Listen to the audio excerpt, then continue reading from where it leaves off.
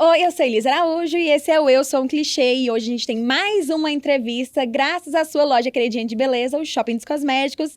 E eu tô aqui com a professora Luciana, que é mestre em comunicação e professora da PUC. Tudo bem, Luciana? Que prazer te receber aqui hoje. Tudo ótimo, Elisa. Tô super feliz com o convite. Achei delicioso estar aqui com você. Gosto muito do seu conteúdo, então obrigada.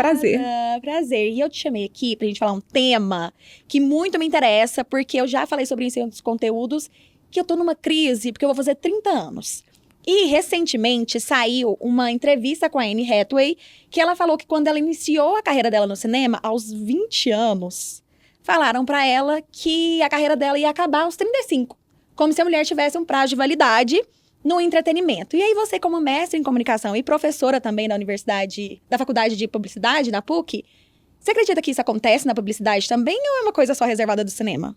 Nossa, Elisa, é muito interessante sua pergunta e o contexto dela também, porque se a Anne Hathaway ouviu isso, meu Deus, ela é a Anne Hathaway, Exatamente. Né? Como assim? A gente pode ficar preocupada. Acho que faz sentido a sua preocupação.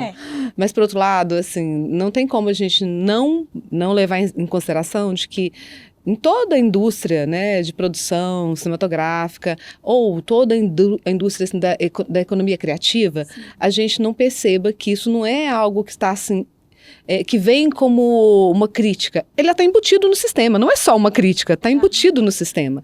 Né? Não era algo sobre a Anne Hathaway? Não era algo sobre... Antes fosse, né? Exatamente, antes fosse sobre ela, né? Uma previsão dos búzios, das cartas, do tarô, né? De alguém que fosse falar essa bobagem para ela. Sim. Mas não é, né? A gente sabe claramente que isso está embutido no sistema que a gente vê, na verdade, não só na indústria criativa. Eu acho que em qualquer momento da carreira das pessoas, elas começam a se preocupar a partir dos 30, 40, falando, minha data de validade vai embora. Agora, você me perguntou especificamente na publicidade, bom, não tem como. Na publicidade, tal qual no cinema, essa preocupação sempre existiu. Porque se a gente olhar num recorte muito temporal, muito curto, a gente vai perceber que até pouco tempo você não via mulheres, e aí, para o nosso cenário de mulheres, claro, né? A gente não via mulheres com mais de 30, 40 anos na mídia. Todos os corpos, as belezas, né, eram sempre padrão. Né? Então, era pessoa branca, normalmente uma pessoa padrão, normalmente uma pessoa magra, jovem, bastante jovem, sempre com aquele frescor, com cara de que, nossa, eu tô começando, sou estagiária, né? Isso não só no que a gente vê na mídia, mas também refletindo para quem produz essa mídia, né? Porque a mídia é produzida também por pessoas como nós, né? Que você vê representadas em publicidades, em materiais de conteúdo de marca, mas que também tem pessoas por trás fazendo. Sim. E dentro e fora, dentro da tela e fora da tela, esse conteúdo, né? Esse momento onde a gente vê pessoas muito mais jovens ou sempre representado por pessoas mais jovens, é o padrão. Então... Mas isso eu digo que até pouco tempo, né? Agora a gente vê as coisas empurrando um pouquinho, mudando um pouquinho de alguns anos para cá. Isso que você falou é muito interessante, porque às vezes a gente critica muito, tipo, no cinema só aparecem pessoas jovens, as mulheres são sempre ali, máximo 30 anos, na publicidade a mesma coisa. A gente reclama disso sem reclamar das pessoas que estão escolhendo isso, porque existe um por trás, né? Sim. Existem as pessoas que tomam essa decisão. E aí você hoje, dentro desse meio acadêmico, você acredita que as coisas estão mudando? Como que essa nova geração que está sendo formada agora como publicitários estão enxergando essa coisa da idade, principalmente quando a gente fala de mulher, que é a parte mais atingida? Então, Elisa, a gente tem refletido muito sobre isso, né? Eu acho que você também já refletiu muito sobre isso, você passou por uma graduação. E o que a gente percebe hoje é que essa possibilidade de refletir e conduzir, né, essa mudança, que eu acho que a gente já pode dizer que a gente está num padrão de mudança muito grande, principalmente nos últimos 25 anos, que parece um número muito grande quando a gente fala 25 anos, mas não é. Né? É para você que está quase com 30, mas para mim que já estou com mais de 50, a gente consegue perceber que nos últimos 20 anos isso tem avançado. E agora na universidade especificamente, eu consigo perceber que os jovens, as pessoas que estão entrando, todo semestre eu estou convivendo com pessoas muito mais jovens que você, né? E muito mais jovens do que eu. Então, com pessoas de 18, 20 anos de idade, que elas têm chegado cada vez mais críticas, Legal. né, dentro da universidade. Então, Já elas, tem chegado sim, crítica, isso é muito legal. sim, então questionam o padrão de fala, questionam abordagens do que elas veem, das pessoas que estão sendo representadas, dos corpos mesmo, tanto mulheres, principalmente das mulheres, mas também dos homens, das outras sexualidades, né? Questionam e querem saber, olha, por que essa pessoa está escolhida para fazer isso? Por que é o padrão? Isso já, esse padrão já começa a ser estranho. Quando você vê tudo muito padrão, as pessoas começam a questionar, porque elas querem saber também não só quem está ali sendo representado, uma campanha publicitária e tudo mais, mas também quem são as pessoas dirigentes, como que essa marca se relaciona com o mercado, quais são as escolhas que elas fazem. Mas isso eu digo dentro do ambiente acadêmico, né? É uma bolha. Né? É uma bolha. A universidade é para poucos ainda. Por mais que a gente tenha tido uma ampliação na possibilidade das pessoas entrarem, fazer um curso universitário e tudo mais, ainda é uma bolha. Então, eu vejo isso melhorando, né? As pessoas são mais questionadoras, mas é uma tendência que não está consolidada. Né? E que talvez, se a gente também tiver esse olhar crítico, talvez demore, porque até esses estudantes chegarem a cargos de poder, que é onde eles vão ter esse direito poder de decisão, né? Eles vão, talvez demore um pouco, mas é bom saber que há esperança. Sim. Há esperança e a gente está ajudando a empurrar isso. Sim, né? Porque tem que começar de algum lugar, você discutir, outras pessoas discutirem, a gente discutir na universidade, isso é fundamental. E é fundamental para todo mundo, porque a gente vê a longevidade como um retrato social no mundo, né? A tecnologia, a medicina evoluiu. Então as pessoas vão viver mais, as pessoas vão consumir mais produtos específicos para cada etapa da sua vida. E essas pessoas querem estar bem representadas, elas querem se ver, elas querem ter autoridade e autonomia para escolher. Então, que bom que as pessoas que decidem, quem está por trás das câmeras, quem está pensando estratégia, quem está pensando comunicação, chegar com essa clareza de entender que quanto mais verdade eu apresento, né, já que a gente está falando de publicidade, eu apresento num conteúdo, talvez mais conexão eu vá ter com aquelas pessoas. Isso é muito bom. Né? É inclusive rentável. Exatamente. Né? Já que a gente está no mundo capitalista e onde a gente tem que vender bem-estar, onde a gente tem que vender felicidade, isso também é lucrativo. Com certeza. E trazendo agora para o seu cenário, porque assim, eu também sou publicitária, mas a gente sabe que às vezes a gente cai na armadilha do nosso próprio mercado. Você alguma vez já se sentiu afetada por essa questão de, talvez eu esteja velha demais para fazer alguma coisa, quando na verdade você só não tem mais 20 anos, que é o que a sociedade fala que é nova, de verdade? Sim. Como não? Eu iria mentir totalmente. Seria totalmente falso da minha parte dizer que eu nunca me senti inadequada. Ou pensei, mas será que ainda dá para eu fazer isso? Inúmeras vezes. Principalmente quando eu durmo mal. Né? Aí eu acordo assim meio de banzo, brincadeira. E aí o cérebro não funciona muito bem, mas sim, já me senti. E aí muitas vezes eu olho e penso, cara, por que eu tô me sentindo dessa forma, né? E aí eu acho que é todo um contexto da gente, fora a terapia, que é muito bom para todo mundo, deveria vir na água, né? A caneca aqui deveria vir com um pouquinho, doses terapêuticas para cada dia. Seria um sonho. Maravilhoso, né? Deveria estar no programa do SUS. Mas não tá, né? Então assim, a gente tem que fazer uma autoavaliação. Então, muitas vezes eu já me senti, né, com essa, titubeando, né, perdendo assim, mas eu vou me comparar com o outro. Não tem como. E o que a gente faz? A gente olha, bem, o que eu estou produzindo? O que eu estou fazendo? Eu estou me mantendo, eu quero me manter antenada, eu quero procurar conhecer mais, ter a propriedade do reconhecimento do que é a realidade, porque muitas vezes as pessoas pensam, e a gente mesmo pensa, mas talvez uma pessoa mais jovem, ela esteja entendendo mais o momento, a realidade atual. Quem disse? Né? Então, assim, se você quer conhecer, se você quer saber mais, se você quer estar antenada com o seu tempo, você vai se conectar com o seu tempo. Agora, se você quiser viver só do passado, e não que o passado seja ruim, muito pelo contrário. Então, aos 25 anos, você tem muita visão da realidade, do novo, etc. Quando você vai adquirindo mais bagagem, você vai criando o tal do repertório. Né? E o repertório, ele vai te trazendo uma possibilidade muito maior, por exemplo, da nossa área, de se capacitar com um olhar estratégico e amplo, de uma visão ampla da comunicação, não só das técnicas, não só da ferramenta, mas também de como essa ferramenta se conecta com a realidade, muitas vezes com uma realidade que precisa ser vista de um olhar estratégico. Acho que a gente tem capacidade para isso. Eu ainda me sinto muito bem, porque eu me sinto com um olhar estratégico sobre o que eu estou fazendo e vivenciando isso com muita felicidade. Acho que o dia que eu não me sentir bem nesse campo, nesse olhar, eu vou procurar outras coisas interessantes para minha vida, né?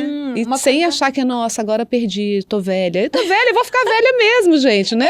Todo mundo vai ficar velho, né? Senão... O objetivo é ficar cada vez mais velha. Porque depois, o outro objetivo é ir para debaixo da terra. Exatamente. Né? E acho que aqui ninguém quer isso. Não tão cedo, não tão cedo. Isso é uma coisa interessante também, porque assim, com o avanço da medicina, a gente tem vivido mais. Sim. Então também, se a gente for olhar para o que era assim, um idoso antes, igual, por exemplo, meu pai tem 61 anos. Ia ficar assim, não tem condição meu pai ser considerado idoso. Não tem a menor condição. Até acho que eu nunca vou realmente ter os privilégios de um idoso, porque acho que vai ser mudado isso. E talvez a gente precise trazer isso para olhares mais jovens também, né? Você teve uma crise dos 30? Deixa eu pensar. 30... Eu vou dizer que sim, mas eu não tô me lembrando como é que foi essa crise, não, tá? Eu vou falar que sim pra Vou falar que sim continuar pra ser legal. Mas não, Elisa, assim, eu sempre fui uma pessoa... Também acho que é de personalidade de cada um, né? Então, aos 30, eu tava com muita demanda pra poder ter crise. Não deu. Às vezes falta também, né? Falta o que pouco, fazer. Talvez um pouco Falta de demanda. uma agenda mais cheia. Uma agenda mais cheia. Não, aos 30, eu me casei muito jovem. Então, gente, memórias, né? Entra aqui pra conectar com alguém da sua memória. Eu casei muito nova e eu acho que isso, né, da vida de cada um, casei com 23 anos. Eu decidi ser mãe aos 29. Então, eu pari minha primeira filha aos quase 30. Então realmente... Então, assim, não estava tendo tempo para ter demanda de muita crise, né? Mas é porque é muito trabalho, filho, cachorro, papagaio, e não tive muito tempo. Talvez, aos 40 e poucos anos, eu tenha tido alguma crise. Por quê? Aí são questões muito pessoais, mas eu acho muito bacana de contar questões pessoais quando a gente adora. Né? Então, a gente né, clichê, vamos lá. Aos 43 anos, eu descobri que eu estava na menopausa. Muito jovem, dentro de um circuito assim, não é anormal, mas tipo, olha, eu descobri que eu estava, não era só eu estava na pré-menopausa, eu já estava na menopausa. Entendi. Né? Então, eu fiquei meio chocada com isso, porque eu fui pesquisar por que eu estava, minha menstruação não estava muito certa e tal. Eu não tinha tempo também para ver se estava muito certa, e quando eu cheguei lá, num exame clínico, a médica falou, olha, mas você agora... O que mais? Cadê? Eu falei, olha, doutora, se você não está vendo, eu também não. Né? Você está com mais privilégio aí onde você está fazendo esse exame. E aí eu descobri que eu já estava na menopausa, não era pré-menopausa. E aí me deu um certo... Cara, meu Deus, né? Tô na menopausa, que loucura.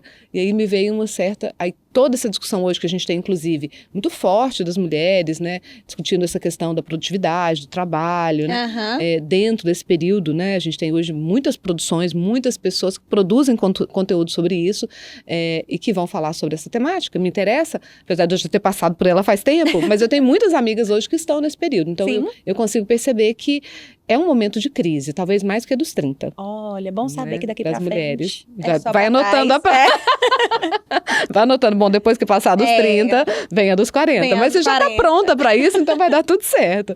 Já tá antenada. E você falou sobre essa questão do conteúdo, né? Dessa coisa do digital, da creator economy. Você acha que no digital tem se mudado, tá mais evoluído do que na mídia tradicional, quando a gente fala sobre a mulher envelhecendo, ter mais representatividade de todas as idades? Olha, a Creator Economy, ela, na verdade, deu um empurrão no restante, né? Porque a partir do momento que a gente conseguiu ver que as pessoas poderiam se conectar, saindo daquela mídia massiva, né, das mídias tradicionais, que poderia dar mais voz para outras pessoas, isso criou uma outra realidade. Isso, na verdade, empurrou a mídia tradicional, marcas tradicionais, a entenderem que, olha, eu posso ter um olhar plural sobre diversos assuntos, temas, realidades, mesmo visualidades, né? Quem vai estar ali, com quem eu vou estar falando, eu vou poder abrir um pouco mais, diminuir um pouco dos estereótipos. É claro que a gente ainda tem em toda a Creator Economy, e aí a gente vai falar de todo o conteúdo digital produzido, muito filtro, muito padrão, muita comparação, né? A gente brincava aqui no off, nossa, mas será que eu tô bem? Será que o vídeo, isso e aquilo? E porque é real, as pessoas se comparam, né? E isso talvez é algo humano, às vezes não com aquela perversidade, Aham. mas existe. E não vamos cair na inocência de pensar que a gente também não tem muitas bolhas, né? Com certeza. Então, Principalmente no digital, né? No Com o digital, algoritmo. exatamente. Então, o algoritmo também privilegia o novo, o jovem, né? Muito mais. Né? A gente sabe que o algoritmo não é isento. Aham. Então, ele vai privilegiar a beleza, a juventude, né? Cada vez mais. Porém, essas bolhas conseguem se romper, principalmente pelo fato que dentro dessa mídia do digital, a gente consegue juntar pessoas que são da mesma comunidade. Aham. Eu acho que o forte hoje é pensar na comunidade. Hoje eu estava até discutindo um conteúdo sobre nano-influenciador, micro-influenciador, e você consegue perceber que nessa possibilidade, por exemplo, dos nano-influenciadores, você tem pessoas que não têm o mesmo alcance, talvez Aham. até nessa comparação ainda pequena, né, do nano e do micro, mas que ele tem uma aderência, uma comunidade tão forte que você consegue perceber que o envolvimento dessa comunidade é muito maior do que, por exemplo, comparação do nano com o micro, Sim. por exemplo, que é muito maior no nano do que no micro. Aham. O micro já vai te dar uma audiência maior, Sim. mas muitas vezes não uma interação tão grande, né? Então, aí voltando para esse ponto, eu consigo perceber que isso ajuda muito com que a Creator Economy consiga fazer avançar. Né? Aham. Essa quebra de estereótipos, porque eu coloco mais pessoas para conversar, eu junto pessoas que estão interessadas de sair da mesmice e debater o mesmo assunto, e muitas vezes consumir o assunto, né? E aí vai para produtos, serviços, né? Dessas pessoas que talvez se engajem em questões que são de romper padrões, né? Sim. Que é isso que a gente está falando aqui, né? É, e que talvez esfregue na cara da mídia tradicional que esse público existe e se conecta com pessoas iguais a ela, e não Reais. mais só esse ideal de querer envelhecer bem. E que aí a Sim. gente entra num outro tema, que ao mesmo tempo que a gente vê, né, na internet essas novas bolhas surgindo, essas quebras de padrão, a gente vê também comentários do tipo: você tá até bem pra sua idade. Nossa, você nem parece ter 50 anos. E aí, como que você, enquanto mulher, lida com isso? E o que você acha? Você fica assim, cara, você é fã ou é hater? É bom, é bom o hater. Na verdade, eu acho que é tão introjetado nas pessoas que o único caminho é a educação. Sem ser chato, sem ser aquela Aham. educação, ai meu Deus, eu vou te ensinar agora, senta aqui que eu vou te mostrar a realidade. As pessoas não aprendem assim, mas elas aprendem com essa conexão real, né? Ou também, às vezes, aprendem assim, É, né? depende. Mas é muito aquela coisa de, bom, vamos ter paciência com quem está começando, Aham. né? Vamos fazer o contrário daquela do meme, né? Não tenho paciência Não. para quem está... Não tenho paciência. A gente tem que ter paciência, porque senão a gente não avança. Então, eu consigo entender que muitas vezes as pessoas precisam desconstruir isso é muito difícil, né? É muito complicado. Então, a gente tem que ter paciência. Eu acho que abrir o diálogo para falar, mas você não pensa que talvez essa sua manifestação não esteja tão legal, esse comentário não é assim tão positivo, né? Vamos repensar isso aí. As pessoas começam a se movimentar. Quem quer? Quem né? quer, sim. Quem quer? Eu gosto muito de perguntar por quê. Sim. Sabe? Assim, você tá me pensando, por quê? Como que eu tinha que estar na minha idade? Sim, E aí você fica, você faz a Ou, por sonsa. exemplo, você brincou, falou assim, eu bati ali uma crise. As pessoas também idealizam demais, você não acha, Elisa? Então, Com o certeza. tempo todo vira e fala assim, mas você faz até 30 anos? Você já comprou seu carro próprio? Não tô falando só de beleza, tô falando de outras coisas, né? Quanto que você tá ganhando? E você já tem, o seu negócio já escalonou em tal Porque número? nessa idade eu já tinha feito, você já tinha que ter feito isso, isso ou aquilo. E Tipo, onde é que tá escrito esse contrato que eu não vi? Onde é que qual que era a linha que eu não vi esse Falou. contrato? Né? E quando a gente vai olhar para a média não é assim, gente, né? Não é, né? Então, assim, os pontos fora da curva são os que mais aparecem, né? Sim. Mas é o ponto fora da curva. É. E você vai se comparar com quem, gente? Você só veio aqui para a sua vida, você não tem que pedir permissão para existir, né? Então, você tem que acreditar que esse padrão, até não só o de beleza, mas outros padrões também, não cabe na sua caixinha. Se não cabe na sua caixinha, deixa para a caixinha de quem cabe, cada um na sua caixinha, né? eu acho. Sim, vamos ser felizes, né? Vamos ser felizes. E aí, você falou sobre essa questão da crise dos 40 que você teve. E tem alguma coisa que hoje você tem muito orgulho de ter feito que talvez na época você pensou em desistir por causa da idade, mas você falou assim, não tem nada a ver, isso aqui é só um número, eu tô nova pra caramba, Tenho. bonita pra caramba, toda natural. Exatamente. Mas nem toda natural. Deve ter aqui algumas coisas e tal, mas é muito pouco. Muito pouco, porque, né? Não dá. Mas assim, sim, é uma coisa que me orgulho bastante, que eu acho muito bacana. Eu tive um momento, lá pelos 40, próximos dos 40, eu sempre gostei de estudar, muito. Sempre fui CDF, né? Eu sou brincalhona e tal, e tudo mais, eu sou CDF, aquela que chega, estuda e anota, e gosta de estudar. Não à toa que é mestre em comunicação, acho muito chique. Não, mas Eu acho. mas assim, é o gostar, né? Gostar de estudar desde criança. E aí eu não gosto de ficar parada. Falo, nossa, mas parece que eu não tô sabendo, eu queria estudar. Ah, tem aquele livro ali de inteligência artificial. Que eu sei um pouquinho de inteligência artificial. Deixa eu dar uma estudadinha. Talvez não domine, mas eu quero entender. Sim. Né? É a curiosidade. Eu acho que a curiosidade move a gente. Com certeza. Né? Deixa a gente feliz, tesão pela vida. Então, perto dos 40, eu já tinha feito 2 pós-graduações, gostava de estudar. E eu falei, gente, eu estava numa pós-graduação e alguém me falou, por que você não é mestre? Por que você não faz um mestrado? Você não pensa em dar aula? Eu falei, eu estava com 40 anos, eu falei, não, estou estudando só porque eu gosto de estudar. Não, mas você é ótima para dar aula. Eu falei, gente, como assim? Na verdade, eu tinha trabalhado em várias empresas onde eu estava sempre na área de capacitação dos outros. Então, eu já tinha vários cursos, acostumada a dar curso, falar para muita gente. E eu falei, mas será? Meu companheiro é da área da educação também, já dava aula há alguns anos. E eu falei, gente, nunca pensei nisso. Ele nunca tinha me falado isso e eu também nunca tinha pensado. Que engraçado. Só que essa pessoa me falou e ela falou, olha, essa pessoa era um professor. E ele me disse, olha, eu acho que você não tinha que estar fazendo essa pós-graduação, não. Você dá aula para mim, se eu quiser. Se eu não vier dar aula e falar para você, dá aula para mim, você pode dar aula. O professor da pós falou isso. Eu era a pessoa mais velha da sala. Uhum. A maior parte das pessoas tinha 23, 24 anos, eu ia fazer 40. Aí eu falei, mas gente, será? Eu me sentia meio a tia, né? Todo mundo queria fazer grupo comigo, porque, nossa, ela é inteligente, ela é CDF, e ela é legal, mesmo assim, ela não é chata. Então tá, vamos ficar com ela, que ela é legal, né? E aí eu falei, cara, essa pessoa me insistiu, falou, olha, eu tenho uma seleção de mestrado em tal data, tal local. Eu falei, vai fazer. Eu falei, quer saber? Vou lá, peguei o edital, dei uma lida no edital, não era especificamente na comunicação, era na área da arte, e eu falei, vou dar uma estudada nesse negócio. Não estou desmerecendo, tá, gente? Dizendo que é fácil, tá? Não é isso. Passei lá um mês estudando conteúdos que não eram especificamente da minha área, mas achei fácil. Pelo menos o conteúdo para a prova. E falei, vou fazer essa prova. Fiz a prova. Eu fiquei numa euforia gigantesca, porque a prova teórica, eu falei, caraca! Arrasei. Eu sabia que tinha ido muito bem na prova. Eu falei, cara, se eu não passar... E fiz um pré-projeto também legal. Tem que ter, né? No mestrado. Tem que ter. E... eu reprovei na prova de inglês. Mentira! Sim, vocês acharam que ia contar uma coisa muito maravilhosa? Eu achei que era só assim. me colocando louros e maravilhas. Não foi, gente. Tá vendo? A vida dá tombo. A vida dá tombo. Você tem que estar preparada pro tombo. E eu fiquei chocada, porque quando terminou a prova de línguas, eu sou razoável no inglês. Eu falei, cara, o que aconteceu aqui? Fui perguntar para um amigo, que hoje é um grande publicitário, eu conhecia e falei, cara, muito mais novo que eu. Eu falei, cara, o que aconteceu nessa prova? Tinha um termo lá que era um nome de um autor. Mas ele tinha um nome que era não sei o que, love, mas só chamava ele de love. Eu entendi que era amor. E eu traduzi o nome do digníssimo do cara como se fosse a palavra literal. E claro, né, pontuei mal, né, e aí na pontuação da prova teórica eu tinha saído super bem, e na prova de inglês mas eu não concordo. Baixa. Aquelas, não concordo. Não, eu concordei, eu já saí morrendo de rir. Eu mesmo falei, caraca, ele falou, Luciana, é o nome do autor. Eu... Mas ele é um amor, gente. Ele é um amor de pessoa. Criar todo o conceito que a gente chama publicitário. No meu texto tinha todo sentido.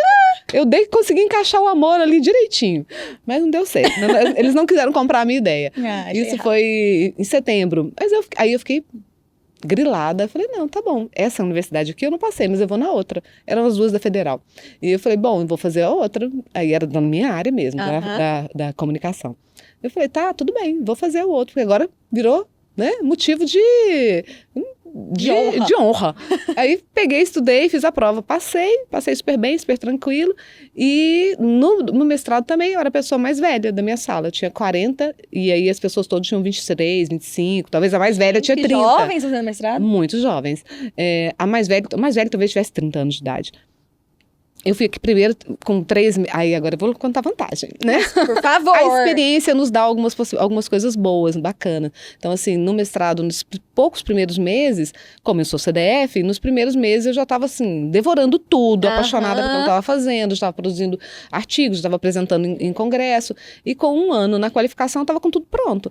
São 2 anos. Eu terminei com 1 ano e 7 meses e falei, cara, vou apresentar, porque não tem mais nada a fazer aqui. né? E deu tudo certo. Então, assim, eu tenho orgulho de não ter me reprimido, de ter falado, porque no primeiro momento eu falei, não, gente, fazer mestrado, vou começar uma carreira na docência com 40 anos de idade, por quê? Né? Eu estou muito bem, eu trabalho, eu estou muito bem no mercado, mas eu falei, mas eu quero me provocar.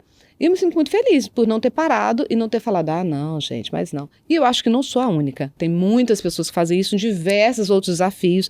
E isso é muito bacana. Né? Então, e que bom deixa muito feliz. Eu achei muito interessante também você ter tido, existe isso, produção? Ter tido esse professor também que te incentivou, né? Sim. Porque às vezes você poderia ter tido de novo essa ideia, alguém falado, mas Luciana, com 40 anos você vai querer começar alguma coisa, sendo que assim, mais uma vez, se a gente começa a se questionar, 40 anos é muito novo, você ainda tem muita vida pela frente, entendeu? Muita vida pela frente. Você ainda tem muito tempo para poder criar muitas coisas do zero. Sim. Olha, eu acho que a gente começa sempre. A gente pode começar o tempo todo, né, Elisa? Então, desde que você comece com vontade, com desejo, né, com paixão por aquilo que você está fazendo, eu acho que você tem tudo para desfrutar o máximo daquela sua experiência. Com certeza. Né, que é única, você não tem que... E eu até brinquei, falei para você, olha, aos 30, que antes quando a gente começou a conversar, né, aos 30 eu tentava muito agradar as pessoas. Todo mundo quer agradar. Né? Graças a Deus, eu acho que hoje quer menos, talvez, né? Mas alguns anos atrás a gente queria agradar. Eu sempre fui um pouco questionadora, mas eu só consegui perceber esse meu lado mais questionador a partir do momento de que eu comecei a também perceber, cara, eu sou mãe, eu tenho filhos, eu quero um mundo melhor para as pessoas, então eu vou ficar me reprimindo nas coisas que eu desejo, ou eu vou tentar seguir o padrão do outro, sendo que eu acho que isso fere a gente, e você tem que estabelecer, dentro da possibilidade ética de convivência com a sociedade, o que te faz bem. Né? Então, se você seguir os princípios éticos, tentar conviver bem com as pessoas e falar, olha, eu quero mais da vida, você dentro do seu limite vai conseguir também, do seu limite que você se impõe. Sim, né? Claro. É isso. Mas sabe uma coisa que todo mundo gosta, independente da idade? Sim. Mimo do Shopping dos Cosméticos! Eu amo! Essa sacolona aí é sua, pode pegar. Chocada! Eu sou cliente, adoro o Shopping dos Cosméticos. Vivo lá, porque eu moro do lado do Flamboyant. Vou lá sempre na loja. Pode abrir? Pode, claro! Cada produção. Elisa, você não me contou que tinha isso. Cara, a gente é assim, surpreendente aqui. Meu Deus! Eu posso... Volte. Muito obrigada. Adorei. Então, ó, se você quiser ver tudo que a Luciana ganhou, corre lá no Instagram dela pra conferir que ela vai mostrar pra vocês. Tudo. Bem blogueira. Muito blogueira. E agora, pra finalizar... Lindo, Elisa, obrigada. De nada. Feliz que você gostou.